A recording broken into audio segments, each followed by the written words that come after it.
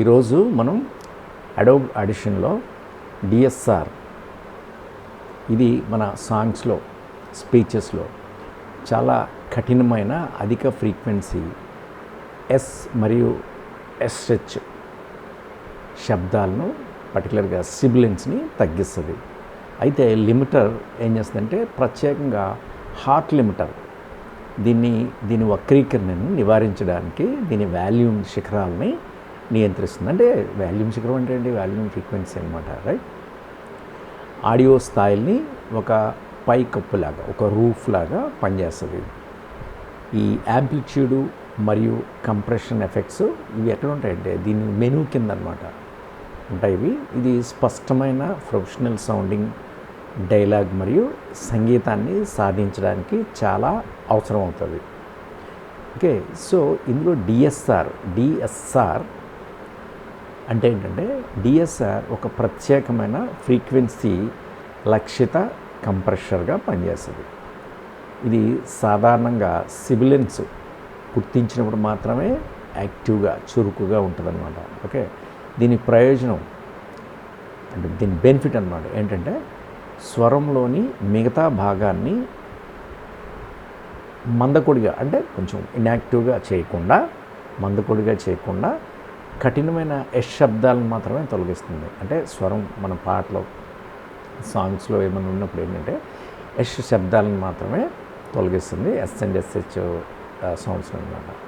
Okay, అలాగే కీలక నియంత్రణ ఏం కంట్రోల్ చేస్తుంది అంటే దీన్ని త్రిశూల్ని అంటే దీనికి మించిన యాంప్లిట్యూడ్ని సెట్ చేస్తుంది. దీనివల్ల దీని కంప్రెషన్ అన్నది జరుగుతుంది అన్నమాట. అలాగే సెంటర్ ఫ్రీక్వెన్సీ కఠినమైన ఎస్హెచ్ శబ్దాల యొక్క నిర్దిష్ట పిచ్ దీన్ని లక్ష్యంగా చేసుకుంటుంది. ఓకే, సో ఇది బ్యాండ్ విడ్త్ ఏంటంటే బ్యాండ్ విడ్త్ అంటే దాన్ని రేంజ్ అనమాట. కేంద్ర పౌనఃపున్యం దాని ఫ్రీక్వెన్సీ అంటారు దీన్ని. చుట్టూ దీని పౌనఃపున్యం అంటే దీని ఫ్రీక్వెన్సీ పరిధి ఎంత విస్తృతంగా ఉంటుందో చెప్తుంది, మనకి ఎక్స్ప్లెయిన్ చేస్తుంది అనమాట, రైట్? ఇందులో మోడ్లు ఏంటంటే వాయిస్ ఓవర్ కోసం సాధారణంగా మల్టీ బ్యాండ్ని మనం ఎక్కువగా లైక్ చేస్తాం కదా. సో ఎందుకంటే ఇది మొత్తం ఆడియో సిగ్నల్ని కాకుండా కేవలం హై ఫ్రీక్వెన్సీలు మాత్రమే ఇది కంట్రోల్ చేస్తుంది, లిమిట్ చేస్తుంది అనమాట. ఓకే, సో ఇది మామూలుగా ఏంటంటే జనరల్గా ఇది ఎస్ అండ్ ఎస్హెచ్ సౌండ్స్ని హై ఫ్రీక్వెన్సీని కంట్రోల్ చేస్తుంది. పర్టికులర్గా పాడ్కాస్ట్లో కానీ మ్యూజిక్ ఆల్బమ్స్లో కానీ లేకపోతే స్పీచెస్లో కానీ మనం మాట్లాడుతున్నప్పుడు పర్టికులర్గా ఫీమేల్స్ ఏంటంటే వాయిస్ మేల్ కంటే ఫీమేల్స్ది కొంచెం హై ఫ్రీక్వెన్సీలో ఉంటుంది కదా. సో అందులో పర్టికులర్గా వాళ్ళు మాట్లాడేటప్పుడు ఎస్ అండ్ ఎస్హెచ్ ఇలాంటి అక్షరాలు ఏదన్నా వచ్చినప్పుడు హై ఫ్రీక్వెన్సీని మనం కంట్రోల్ చేయడానికి పర్టికులర్గా ఈ డిఎస్ఆర్ అన్నది మనం యూజ్ అవుతుంది, రైట్? అది ఎట్లా అన్నది ఒకసారి మనం ప్రాక్టికల్గా చూద్దాం ఈరోజు. ఓకే, సో దీన్ని ఇప్పుడు మనం ఏం చేద్దామంటే ప్రాక్టికల్గా ఒకసారి మనం చెక్ చేద్దాం. ఫస్ట్ ఇందులో నేను కొన్ని ఏరియాస్ని జూమ్ చేస్తాను. సో మీరు ఇక్కడ చూడండి, పర్టికులర్గా ఇక్కడ చూడండి ఇవి.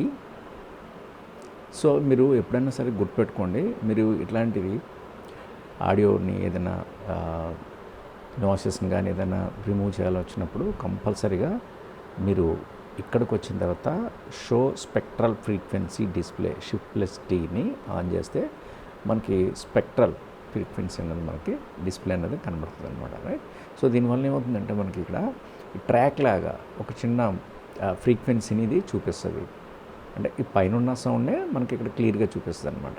చూడండి, ఇది ఈ పైకి లేచింది చూడండి ఇక్కడ. సో ఒకసారి నేను ప్లే చేస్తాను చూడండి. రోజు మనం అడోబ్ ఆడిషన్లో డిఎస్ఆర్ చూడండి, నేను ఆడిషన్ డిఎస్ఆర్ ఎస్ సౌండ్స్ అలాంటివి వచ్చినప్పుడు ఇక్కడ కొంత మనకి రెడ్ ఆరెంజ్ కలర్లో మనకు ఒక వేవ్ లాగా మనకి కనబడుతుంది కదా. చూడండి ఒకసారి, ఇది మన సాంగ్స్లో స్పీచెస్లో చూడండి. నేను సాంగ్స్, స్పీచెస్, ఎస్ సౌండ్స్ వచ్చినప్పుడు ఇది కొంచెం హైలో వెళ్తుందన్నమాట. చాలా కఠినమైన అధిక ఫ్రీక్వెన్సీ ఇక్కడ చూడండి ఇక్కడ. సో ఇది మేల్ వాయిస్ అనమాట. అదే ఫీమేల్స్ది అయితే ఇంకా ఫ్రీక్వెన్సీ అనేది ఎక్కువ ఉంటుంది. పర్టికులర్గా ఇక్కడ చూడండి, నేను పర్టికులర్గా దీన్ని చూడండి, ఎస్ మరియు ఎస్హెచ్ చూసారా, ఎష్ మరియు ఎస్హెచ్. సో మళ్ళీ ఇక్కడ నుంచి నేను ఎస్ మరియు ఎస్హెచ్ చూడండి. ఇది ఇక్కడ మనకి ఎస్ సౌండ్ అన్నది కొంచెం హెవీగా ఉంది, ఎక్కువ ఉందన్నమాట. రైట్, మామూలుగా ఇది యాక్చువల్గా సరిపోతుంది ఇది, కానీ మీకు ఎక్స్ప్లెయిన్ చేయడానికి దీన్నే నేను ఒక మెజర్మెంట్ లాగా నేను తీసుకుంటాను. యాక్చువల్గా ఫిమేల్ వాయిస్ అయితే ఇంకా మనకి క్లియర్గా ఇక్కడ మనకి కనబడుతుంది, కానీ నేను ఎస్ మరియు ఎస్హెచ్ రైట్. సో దీన్నే యూజ్ చేస్తాను. చూడండి, ఫస్ట్ మనం దీన్ని ఏం చేయాలంటే దీని ప్రొసీజరు ఇక్కడ మనకి ఈ విండో మెనూలోకి వచ్చి ఇక్కడ చూడండి, మనకి ఈ ఫ్రీక్వెన్సీ అనాలిసిస్ Alt+Z దీన్ని ఆన్ చేయండి. ఓకే, ఫ్రీక్వెన్సీని ఫస్ట్ మనం అనలైజ్ చేసుకోవడానికి అనమాట ఇది. ఓకే, తర్వాత ఈ ఏరియా ఉంది చూడు, మనకి ఏదైతే మనం ఆ ప్రాబ్లమేటిక్గా ఉందో ఈ ఏరియాని మనం చూడండి. ఇక్కడ మనం ఈ మార్కీ సెక్షన్ టూల్ ఉంది ఈ, ఓకే, దీని మీద క్లిక్ చేసి దీన్ని ఇలా మార్క్ చేసుకోండి. పర్టికులర్గా ఇలా మార్క్ చేయండి. ఇప్పుడు నేను ప్లే చేస్తాను చూడండి.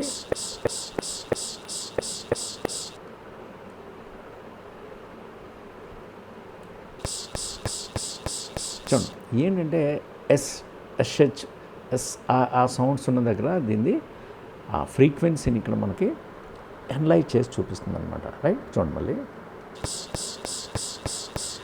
మీరు ఇక్కడ మనకి ఇక్కడ చూసినట్టయితే కనుక ఇక్కడ దీని వాల్యూ అండ్ ఓవరాల్ ఫ్రీక్వెన్సీని ఇక్కడ చూపిస్తుంది. నెంబర్ చూడండి, ఇక్కడ డిస్ప్లే అవుతుంది, నెంబర్ అన్నది డిస్ప్లే అవుతుంది.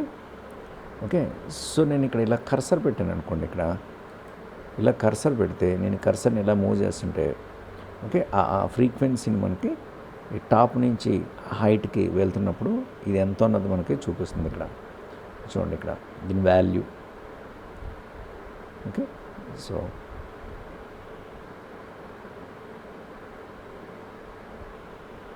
చూసారా. సో నేను ఏం చేస్తానంటే ఒకసారి మళ్ళీ ప్లే చేస్తున్నాను ఇలాగా. ఓకే, నేను ఈ కర్సర్ నెమ్మదిగా ఇలా మూవ్ చేస్తున్నాను. చూడండి, ఇక్కడ నెంబర్ మారుతుంది. ఇక్కడ ది ఓవరాల్ ఫ్రీక్వెన్సీ మనకి ఇలా చూపిస్తుంది. సో దీనిలో మ్యాక్సిమం ఎంత ఉంది, 8000.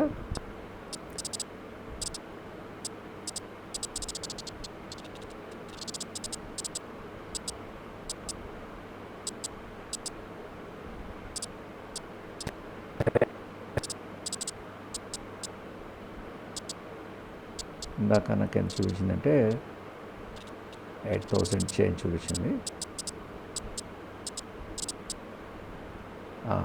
8272. ఓకే, 8272. ఓకే, ఇప్పుడు నేను ఏం చేస్తున్నానంటే 8272 కదా. సో నేను ఇక్కడ ఎఫెక్ట్స్లోకి వచ్చి ఈ యాంప్లిట్యూడ్ అండ్ కంప్రెషన్లో డిఎస్ఆర్ని ఆన్ చేస్తున్నాను. ఇక్కడికి వచ్చి మీరు డిఫాల్ట్ పెట్టేసేయండి.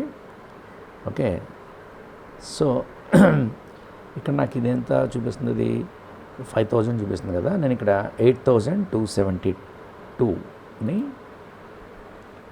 యాడ్ చేస్తాను.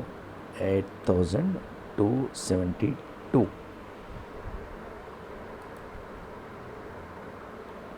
ఓకే, సో నేను ఒకసారి ఇక్కడ ప్లే చేస్తున్నాను చూడండి.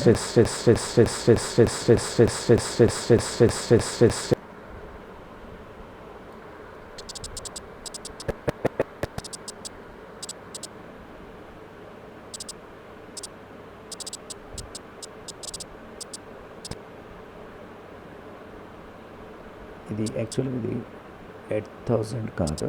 సో ఇది ఎంత ఉందంటే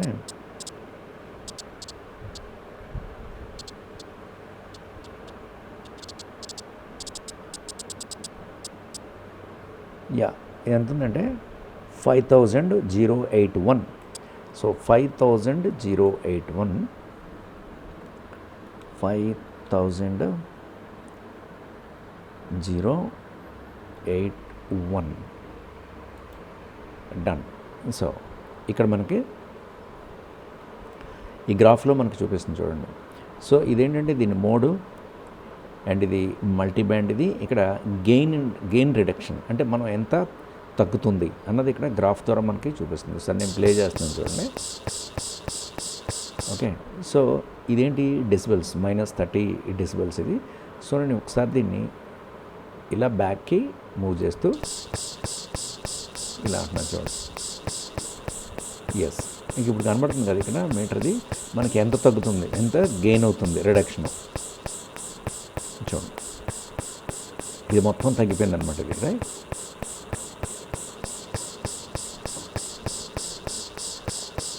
ఇది చాలా హై ఉంది.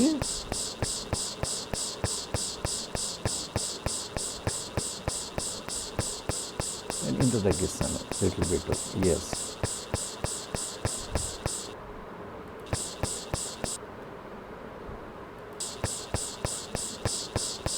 చూడండి, విత్ అండ్ వితౌట్. మనం ఇక్కడ అప్లై చేయకముందు సౌండ్లో మీకు వేరియేషన్ కనబడుతుంది చూడండి, విత్ అండ్ వితౌట్. చూడండి, ఫస్ట్దేమో ఫిష్ అని వస్తుంది, తర్వాత అది సౌండ్లో ఆ ఎస్ సౌండ్ అనేది తగ్గుతుంది అనమాట. ఓకే, సో దీన్ని మీరు ఎక్స్పెరిమెంట్ చేయొచ్చు ఇలాగా. సో నేను మళ్ళీ ఇలా ప్లే చేస్తున్నాను. ఇది ముందు, ఇది తర్వాత.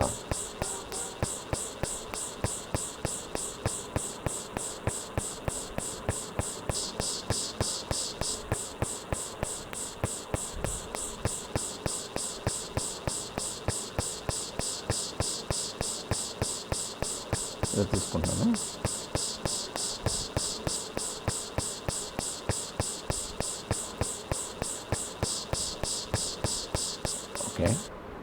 ఓకే, సపోజ్ నేను దీన్ని అప్లై చేస్తాను. ఇక్కడ అప్లై అన్నాం అనుకో, ఏమవుతుందంటే ఇక్కడ మీరు చూడండి, ఇక్కడ నేను ఇక్కడ జూమ్ చేశాను కదా, ఇది ఇక్కడ సమ్ చేంజెస్ అన్నవి మీకు వస్తాయి. చూడండి, నేను అప్లై అన్నాను, ఇక్కడ చూసారు, ఇక్కడ ఈ కలర్ అన్నది ఇక్కడ మారింది, రైట్?